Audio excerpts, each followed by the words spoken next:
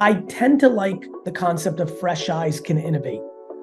So, and I'm also a bad student. So like, once I decided I wanted to start an advertising consulting company, which is what we really called it at first, I just said to AJ, like, hey, we understand startup. I understand small business. We know nothing about Fortune 500. We're going to be doing this for 80 years. Let's like figure it out. People are starting to reach out to me because I have a lot of Twitter followers. ESPN and Pepsi just paid me $5,000 for an hour of consulting. That seems like a ton of money. Like, let's figure this out. And so we came in very naive. It was about community management at first. Like, brands were not replying on social media. Brands didn't have accounts. The NHL, I was watching the Rangers game the other night and I saw the @NHL Twitter thing as a promo. And I was like, AJ's laptop created that account. My brother's laptop created @NHL for Twitter. Like, it was that early for social in 2009.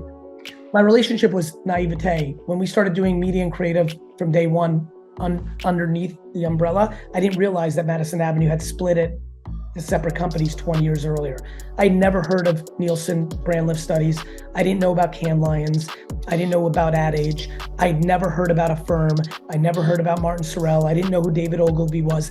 When I tell you nothing, I was a poor student who was 100% obsessed with wine from the age of 17 and to build his dad's business. And my interests lied in, sports and music and Jersey. And I was interviewing someone for a very senior role last night. This kid literally grew up idolizing marketing, right? Like, he was like, I read this book and Fallon this and DDB and Ogilvy. And I was like, I thought it was the neatest. I was like, this is so rad. Like, that wasn't my journey. I didn't know anything, but I knew that marketing had built my dad's business, and I knew that social was going to win. And I knew that big companies believed in something I didn't know, but I had a sense that it wasn't right?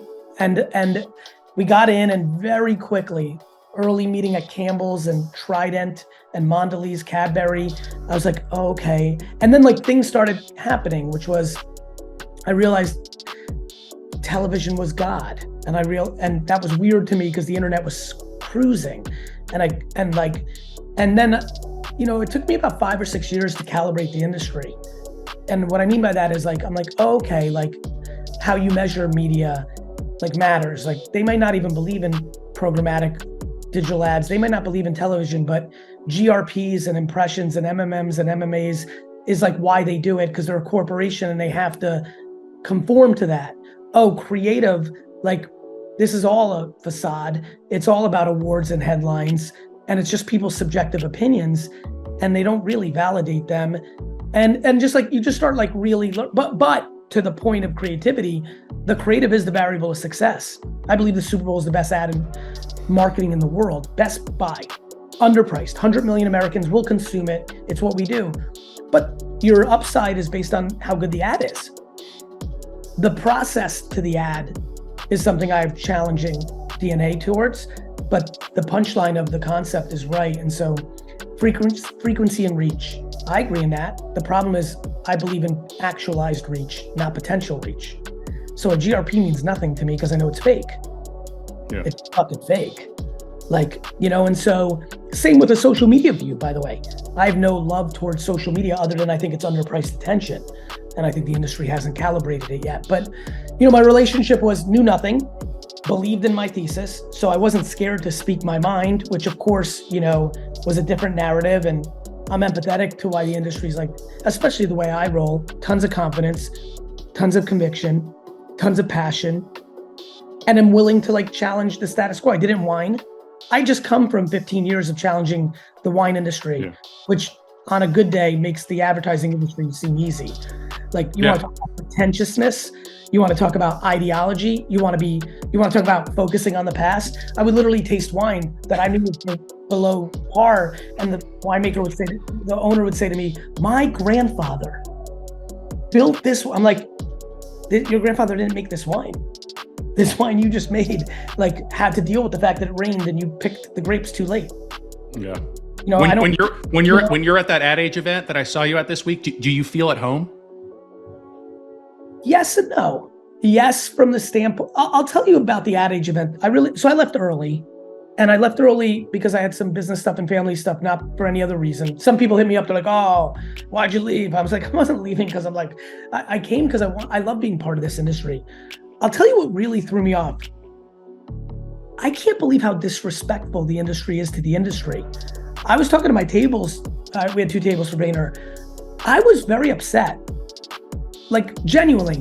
I literally said to one of my industries, I'm like, this industry really has a lot of work to do. I'm like, we are at the main industry event and we are not even staying quiet out of respect. Like there was just no respect for the winners.